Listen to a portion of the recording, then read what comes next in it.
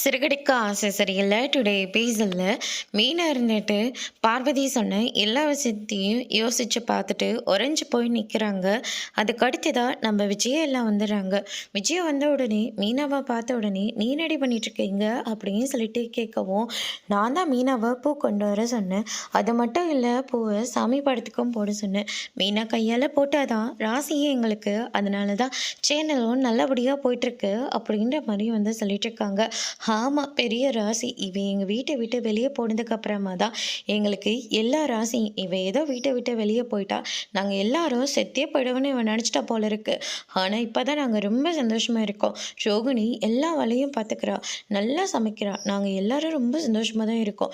இவ போனதுக்கு அப்புறமா தான் இந்த சந்தோஷம் எல்லாமே எங்களுக்கு அப்படின்னு சொல்லிட்டு விஜயா வந்து சொல்லிக்கிட்டு இருக்காங்க. அதுக்கு அடுத்ததான் சிந்தாமணி ஒத்தவுதன்ற பேரில் நம்ம மீனவை ரொம்பவே காயப்படுத்துகிறாங்க.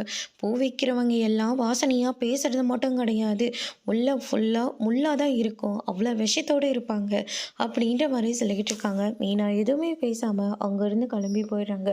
அதுக்கடுத்து தான் மீனா வீட்டை விட்டு வெளியே போயிட்டாளா, என்ன ஆச்சு, என் புருஷனுக்கும் எனக்கும் சின்னதாக பிரச்சனை ஆயிடுச்சு அத்தி, அதனால தான் ஆண்டி அப்படின்ற மாதிரி சொல்லிட்டு மீனா அங்கேருந்து கிளம்பிடுறாங்க. அதுக்கடுத்து தான் வந்து பார்த்திங்கன்னா, என் மருமக எப்படியெல்லாம் இருக்கக்கூடாதுன்னு சொல்லி இவளை பற்றி ஒரு கதையை சொல்லிவிடு அப்படின்ற மாதிரி சொல்லிடுறாங்க. அது சொல்கிறது இருக்கட்டும், மாமியார் எப்படிலாம் இருக்கக்கூடாதுன்னு சொல்லி உன்னை பற்றி ஒரு கதை சொல்கிறேன் கேட்குறியா அப்படின்ற மாதிரி பார்வதி ஒரு பக்கம் சொல்லிடுறாங்க. இதை கேட்ட சிவன் இருந்துட்டு பயங்கரமாக சிரிக்கிறாங்க. ஆனால் விஜயா இருந்துட்டு பயங்கரமாக பார்த்து முறைச்சிட்ருக்காங்க. அதுக்கடுத்து தான் நம்ம சிந்தாமணி இருந்துட்டு, உங்கள் பையன் முத்துவையும் மீனாவையும் நான் ஒரு சாமியார் வீட்டில் பார்த்தேன், அவங்க ஆவி கூடலாம் பேசுவாங்க அப்படின்ற மாதிரி சொல்லிக்கிட்டு இருக்காங்க. இதை கேட்ட விஜயா என்ன சொல்கிறீங்க அப்படின்னு சொல்லிட்டு ஷாக் ஆகுறாங்க. அதுக்கு அடுத்து தான் இந்த பக்கம் வந்து பார்த்திங்கன்னா சத்யா இருந்துட்டு சீதாவும் வீட்டுக்கு போகிறாங்க. மாமா என்னை ஆஃபீஸில் வந்து பார்த்தாங்க, பார்த்ததுக்கப்புறமா நடந்த எல்லா விஷயத்தையும் சொல்கிறாங்க. மாமா சொல்கிறதா பார்த்தா அவர் மேலே தப்பு இல்லைன்னு தான் தோணுது, நீ தான் தேவையில்லாமல் சண்டை போட்டுட்டு வந்தியோன்னு தோணிட்டுருக்கு அப்படின்ற மாதிரி சொல்லிடுறாங்க. என்ன நடந்துச்சுன்னு தெரியாமல் யாரும் பேச வேண்டாம், இல்லாட்டி நான் இங்கே இருக்கேன், இல்லாட்டி வீட்டை விட்டு வெளியே போயிடுறேன் அப்படின்ற மாதிரி சொல்லிடுறாங்க.